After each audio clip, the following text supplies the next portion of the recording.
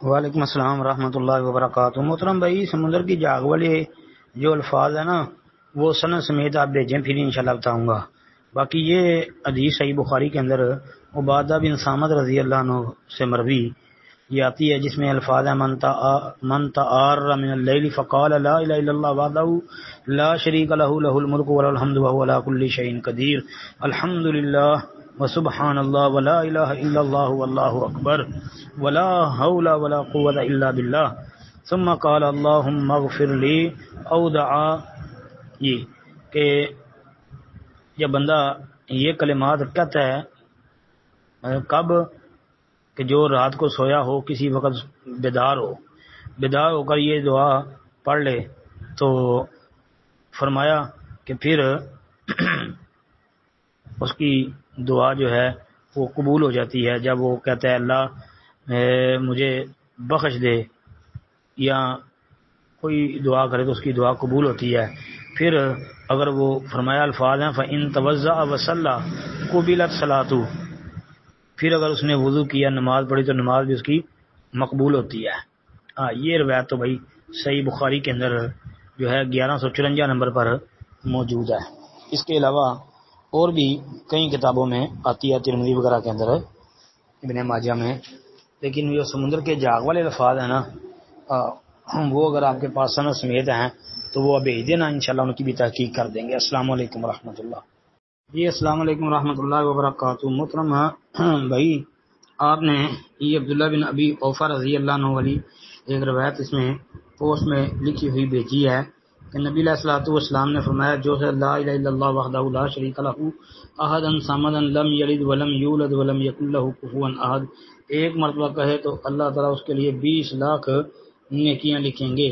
طبرانی کا اور ترغیب کا حوالہ دیا ہے، یہ طبرانی کبیر وغیرہ کے اندر آتی ہے، ترغیب و ترہیب میں۔ تو علامہ البانی رحمۃ اللہ علیہ نے ضعیف ترغیب کے اندر اس کو موضوع قرار دیا ہے۔ تو یہ تو موضوع روایت ہے عبداللہ بن ابی اوفا والی۔ اچھا، اس کے علاوہ ایک روایت جو ہے وہ سنن ترمذی کے اندر تمیم داری رضی اللہ عنہ سے مروی ہے۔ نبی علیہ السلام نے فرمایا جو شخص 10 مرتبہ یہ دعا اشہد ان لا الہ الا اللہ وحدہ لا شریک لہ الہا واحدا احدا صمدا لم یتخذ صاحبۃ ولا ولدا ولم یکن لہ کفوا احد، یہ پڑھے تو اللہ اس کے لیے 4 کروڑ نیکیاں لکھتا ہے۔ لیکن یہ روایت ثابت نہیں، امام ترمذی نے یہ روایت ذکر کرنے کے بعد کہا کہ یہ حدیث غریب ہے، ہم اس کو صرف اسی سند سے جانتے ہیں، اور خلیل بن مرہ ائمہ محدثین کے ہاں قوی نہیں ہے۔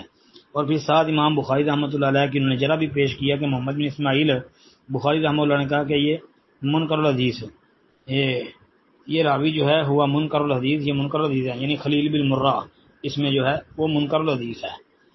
تو یہ شدید جرح امام بخاری رحمۃ اللہ علیہ کی، لہذا یہ روایت تو بھائی ثابت نہیں ہے۔ السلام علیکم ورحمۃ اللہ۔ وعلیکم السلام ورحمۃ اللہ۔